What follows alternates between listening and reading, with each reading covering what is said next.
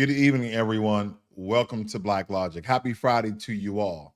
So, President Joe Biden administration has implemented its toughest sanctions yet against Russian oil industry. These measures target major companies like Gazprom, Neft, and other Russian sort of oil companies that deal in natural gas as well as a fleet of 183 vessels used to export oil. The aim is to deplete the criminals' war funds and support Ukraine amidst ongoing conflicts. Now, we know that this may change when Donald Trump comes to office because they're already having talks about the meeting and trying to end the war in Ukraine and Russia altogether. So, following the upcoming inauguration, Russian President Vladimir Putin has expressed readiness to meet with former President Donald Trump. The Kremlin suggests this meeting could help mend bilateral relations, discuss key international issues, and of course, lift some of the sanctions in Russia because Joe Biden, again, has been very, very active as a president, and he's doing a lot of things here in his past 60 days. Is essentially his last 20 days in office. He's doing a lot. He's actually, whether you agree with it or not, he's being a president. He's doing actually a lot. I don't know if he's taking some sort of energy pills or he's taking some shots to give him some B12, but he's doing a lot here in the last 30 days, let alone the last 60 days. He's done a lot as president. Again, of course, he's done the infrastructure bill. He's signed a lot of legislation over the past 4 years. But if you really mark down, I want to know if someone's taken a tally of a lot of the legislation or things he's been doing in the past 60 days, because I keep stating that because he seems very, very active, okay? He seems very, very active. But nonetheless, that's what I'm receiving. Theoretical discussions have surfaced about the possibility of the U.S. making Canada an American territory. And such a scenario would involve complex diplomatic negotiations and significant changes in international law, reflecting the extreme shift in North American geopolitics. My only question is this: what is the UK going to do? What is Great Britain going to do? Because do not forget that Canada is a territory or a country that falls under British rule, just as well as Australia. So that's going to be a lot of political talks they're going to have, a lot of negotiation, a deal to be made if this is going to become a thing. So again, do I believe that this is going to happen? No. Is it possible for it to happen? Yes. I just don't know if UK, by the way of Great Britain, is ready to give up Canada, ready to give up any of their territories, okay? This is how they keep an ever-present in the North American continent, by the way of Canada. So again, I don't know if this will happen. I don't believe that it can happen. But again, the talks are becoming very, very strong. They're becoming more and more prevalent each and every day. Now, I know you guys are probably aware RFK being in charge of the Human Health and Administration for the government. But there's 15,000 doctors who are stating we do not want RFK to be head of this organization. They do not want RFK to be head of this organization because for a significant health-related government position, he's facing very robust opposition from thousands of doctors. And these medical professionals have labeled his potential appointment as actively dangerous, citing his controversial views on vaccines and public health practices. No, that's not it. Do not forget that a lot of these doctors, and this is my conjecture, they're linked in with a lot of the food companies. Here's the thing.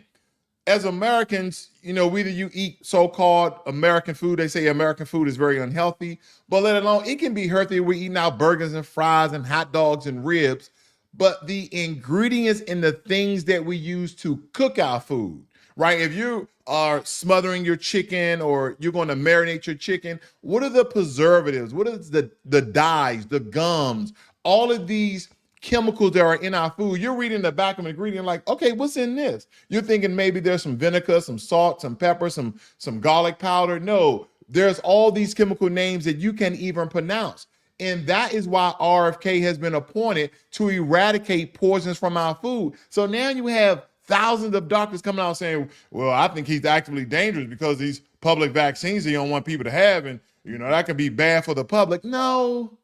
We know far too much because, again, whether it be the food industry or the pharmaceutical industry, they don't want RFK inside of this administration and lead this administration, because he's going to almost ban all these very poisonous ingredients and drugs that they're giving to the American people. Some of the same pharmaceutical drugs that they banned in the UK, they banned in Africa, they banned in Asia, America is still allowing this. And guess what? When you get sick, who gets paid as you're getting sick? I just want you to think about that.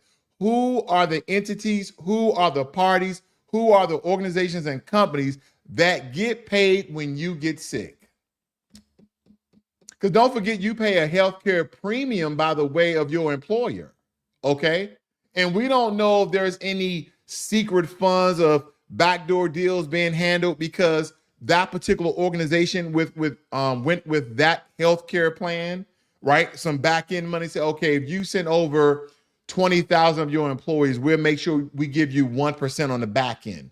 Those deals happen, okay? Because why would your organization do business with that healthcare insurer? Because they're receiving an incentive out of that, okay? So again, this is a big circle jerk, and everybody's getting paid except for you. So they don't want somebody who comes in and start like, nope, those ingredients are bad. We're not going to do those vaccines. They don't do anything. These are things that we should be doing, and Americans start to live longer. Now, quite frankly, because of the advancement in medicine, we are living longer, but could medicine be better? Think about this.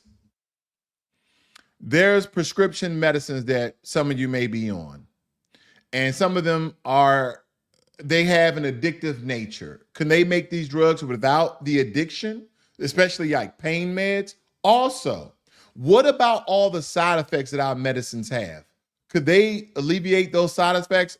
Okay, well, I have blurry vision, but if I take, let's call it eye clear.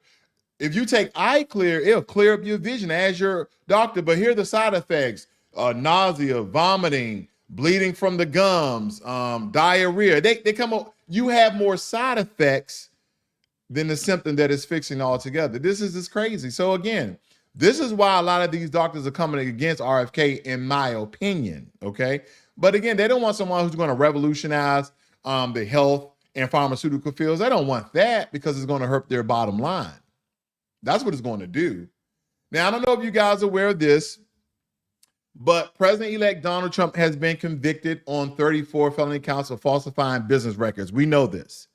And these charges stem from hush money payments made to adult film actress Stormy Daniels during his 26th campaign. Now, despite the gravity of these convictions, Judge Juan M. Merchant handed down an unconditional discharge, meaning Trump faces no jail time or fines. And this decision is unprecedented. Trump is said to become the first U.S. president to take office with a felony conviction. The judge cited the unique circumstances of the case and the impeding inauguration as reason for the lenient sentence. In his closing remarks, Judge Merchant wished Trump Godspeed as he prepares to assume the presidency once again. Outside the courthouse, reactions were mixed. Supporters hailed the decision as a victory, while critics viewed this as a miscarriage of justice. The legal community is abuzz with decisions and discussions about the implications of this ruling on the integrity of the judicial system, and the president is set for future cases involving high-profile individuals. And the reason for this, he's about to be president once again, the 47th president. What are you going to tell or do to him that has not already been done, that he won't just, again, have the power? No one's going to send a sitting president to jail unless he just goes out and commits a terrorist act, which I don't believe no president ever will in history, especially not in my lifetime. But what they expect? You expect that Donald Trump was going to go to prison? You didn't, of course, and again, he's clear of all charges and he doesn't have to serve probation. What country, now, except for South Korea, they're going through their own thing. They impeach, their president. They're going through their own political chaos. But I would never see Donald Trump or any American president be a sitting president and have to show up to their probation officer. Really? That's what people really thought was going to happen? Now, regardless, again, if you like Donald Trump or not, or you believe that he somehow was spared or he's above the law. It doesn't matter. A sitting president is not going to jail. A sitting president is not going to their probation officer, and they would not be assigned a probation officer. That's just the truth of the matter. Okay. So again, the judge wished him Godspeed, meaning good luck. I hope you do great things for the country. And I do too. I hope he does great things for the country. Now, Musk and Vivek Ramaswamy, who are the Department of Government Ethics heads for this department, is reportedly deploying agents throughout various branches of the U.S. government. This move aims to enhance transparency and compliance with the ethical standards across federal agencies, because everybody is like, what are they going to do? How are they going to get a jump on cutting this $2 trillion promise?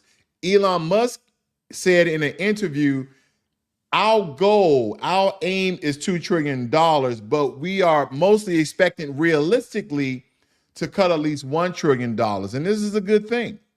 This is a good thing. Again, a lot of people are going to hold their feet to the water. I thought $2 trillion in 2 years was very, very ambitious. Now, this may even happen where they say, you know what, 2 years is not enough. We're actually going to do this for the entire 4 years of President Trump's presidential term. And it's very, very possible we can cut $2 trillion from the budget. So again, I hope this works out for the sake of America. Again, I don't think any American is wishing ill will on the Department of Government Efficiency, government efficiency, where they're trying to cut the deficit, because this will help inflation to decrease significantly. Okay, that means that the prices of your groceries go down, the prices of energy goes down. The feds will cut the loan rates. That means that at one point in time, people were paying, was it 6.5% when you went out for a mortgage loan? Those rates will go back down to 2.5%.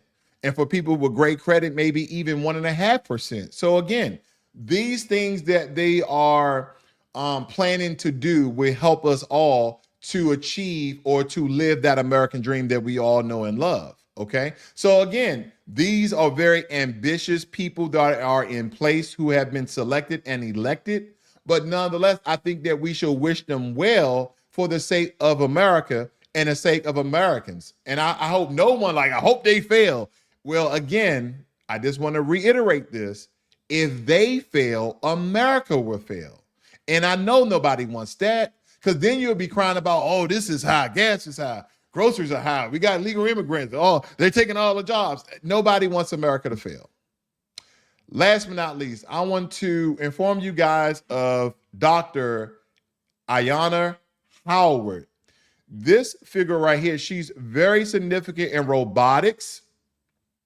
She was involved in developing SmartNav, which is a autonomous next generation Mars rover, and SnowMotes, toy-sized robots that can explore icy terrain that is too dangerous for scientists. She actually invented those small robots that go into these off worlds, where it be Mars or the moon, that is too dangerous for scientists to explore. Also, she helped develop Evolver, the first commercial genetic algorithm and brain sheet, which is a neural network developed in partnership with Microsoft. I really had a whole slew of different people that deals in technology for you guys.